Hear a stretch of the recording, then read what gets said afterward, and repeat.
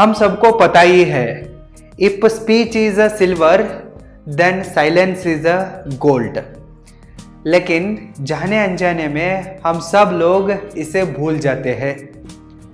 किधर बात करने की जरूरत रहती है उधर हम अच्छे से बात नहीं करते हैं, और उधर बिल्कुल भी बात नहीं करना होता है, बिल्कुल भी चुप रहना होता है, उधर हम बेवजह बात करते हैं। इसकी वजह से हमारे रेपुटेशन और रिश्ते हमसे ही खराब हो जाते हैं। यदि आप नहीं चाहते हैं कि आपके साथ भी ऐसा हो, तो आप इन 5 सिचुएशंस में साइलेंट रहना सीखो, बिल्कुल भी चुप रहना सीखो ऐसे सिचुएशंस में। Number 1, when you don't know the full story.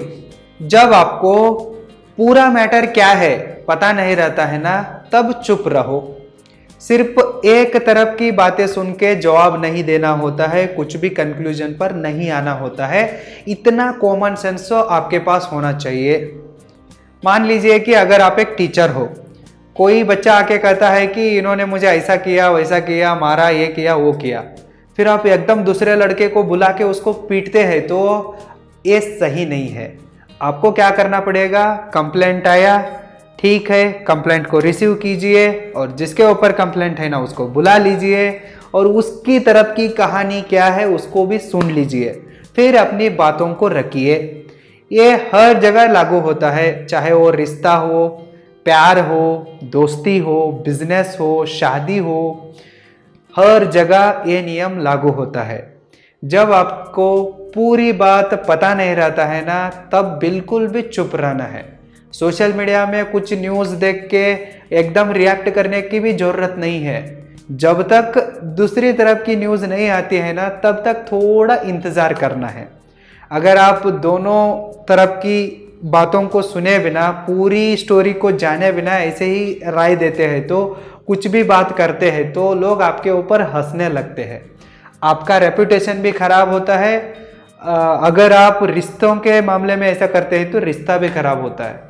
इसलिए जब तक पूरी बात आपको समझ में नहीं आती है ना, तब तक थोड़ा इंतजार करो, चुप रहो। Number 2, when you are too emotional.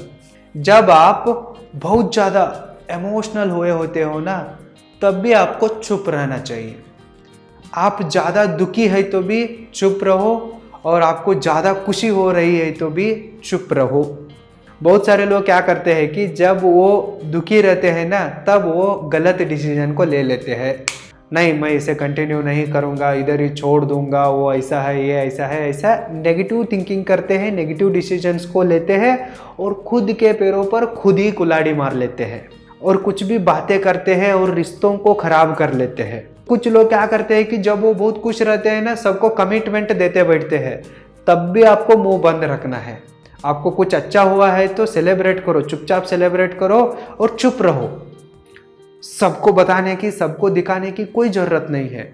आप ज़्यादा दुखी है तो भी चुप रहो, और ज़्यादा आपको खुशी महसूस हो रही तो भी चुप रहो। आप यदि ऐसे चुप रहते हैं तो अनवांटेड प्रॉब्लम से आप बच सकते हैं।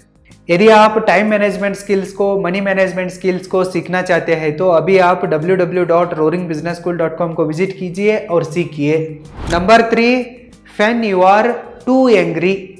जब आपको बहुत गुस्सा आया होता है ना, तब आपको बिल्कुल भी रिएक्ट नहीं करना चाहिए, बिल्कुल भी बात नहीं करना चाहिए, चुप रहना चाहिए। आप गुस्से में बात करते हैं तो सामने वाला बंदा या बंदी हर्ट हो सकती है। अगर वो क्लाइंट है तो वो हमेशा के लिए चला जाएगा, अगर वो लाइफ पार्टनर है तो बात डिवोर्स तक भी जा सकती है। जब आपको बहुत गुस्सा आया होता है ना, तब आप गुस्से को कंट्रोल नहीं कर पाते हैं तो चुप तो बैठ सकते हैं ना। एटलीस्ट गुस्सा निकालना है तो जाइए, 2-3 किलोमीटर भाग के आइए, गुस्सा ऑटोमेटिकली नीचे उतर जाता है। अगर आप दौड़ नहीं सकते हैं तो एक काम कीजिए, शीर्षासन को कीजिए, नीचे सर और ऊपर पैर रख के खड़ा हो जाइए, गुस्सा तुरंत उतर जाता है। यदि आपको ये भी संभव नहीं है तो चुपचाप जाके नहा लीजिए। जब आपको गुस्सा आया होता है ना, तब आप कुछ भी डिसीजंस को मत लीजिए, किसी को डांटिए मत, किसी के साथ झगड़ा भी मत कीजिए, चुप बैठ जाइए। जो हुआ वो हुआ। आप गुस्सा करने से जो गलत हुआ होता है, जो बिगड़ गया होता है ना, वो तो ठीक नहीं होगा ना। सही है ना बात? अगर आप गुस्सा करके कुछ गलत डिसीजन लेके किसी को हर्ट करके और ज़्यादा उसके ऊपर नमक छिड़ाते हैं तो सिचुएशंस और भी हाथ से निकल जाती है। इसलिए जब आप गुस्सा हुए होते हो ना तब थोड़ा चुप रहो। Number 4, fun person is more important than a argument. रिश्ता है तो उसमें वाद विवाद आना कॉमन बात है, चाहे वो दोस्ती हो, शादी हो या किसी भी तरह का प्रेम संबंध हो, बिजनेस डील्स हो, बिजनेस रिलेशनशिप, बिजनेस पार्टनरशिप हो, वो कुछ भी हो। किधर भी एक रिलेशनशिप है तो उधर आर्ग्यूमेंट्स होते ही है। जब आपको आर्ग्यूमेंट में जीतने से ज्यादा पर्सन इंपॉर्टेंट रहता है ना तब आपको बिल्कुल भी चुप रहना चाहिए।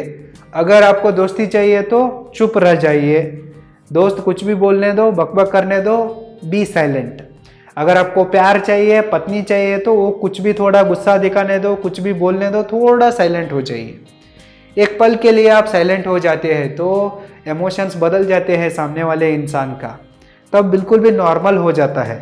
इसलिए जब आपको आर्ग्यूमेंट को जीतने से ज़्यादा व्यक्ति इंपॉर्टेंट रहता है ना, आप चुप रहना सीखिए। Number 5 and last, when your words have no value. जब आपके बातों को कोई भी वैल्यू नहीं रहता है ना, उधर बात करने में कोई मतलब ही नहीं है। आपको उधर बिल्कुल भी चुप रहना चाहिए, बात नहीं करना चाहिए। कुछ झगड़े हुए होते हैं, कुछ डिबेट्स हुए होते हैं, नहीं तो कुछ कलेश हुए होते हैं, उधर आप जाके कितना भी समझाते हैं तो, कितना भी कन्विंस करते हैं तो, बातें करके उनको सुलझाने की कोशिश करते हैं तो कोई भी एडजस्टमेंट करने के लिए, कोई भी थोड़ा कन्विंस होने के लिए तैयार ही नहीं रहता है। उधर आप कितना भी बातें करते हैं तो भी कोई वैल्यू नहीं रहता, उधर आपके शब्दों को इज्जत ही नहीं रहता। ऐसे सिचुएशंस में आपको बात नहीं करना चाहिए, उनको छोड़ देना चाहिए, टोटली इग्नोर करके छोड़ देना चाहिए। यदि आप ऐसा करते हैं तो ही आपकी मेंटल पीस भी बच जाती है और इज्जत भी बचती है। अगर आप इन 5 सिचुएशंस में चुप रहते हैं तो आपकी इज्जत भी हमेशा बरकरार रहती है और आपके सारे रिश्ते बहुत अच्छे रहते हैं। इसे प्रैक्टिस करना आज से ही शुरू कर दीजिए, नहीं तो आप भी अपनी इज्जत को खो के और रिश्तों को बिगाड़ के रोते बैठते हो। ठीक है ना? All the very best, thank you so much.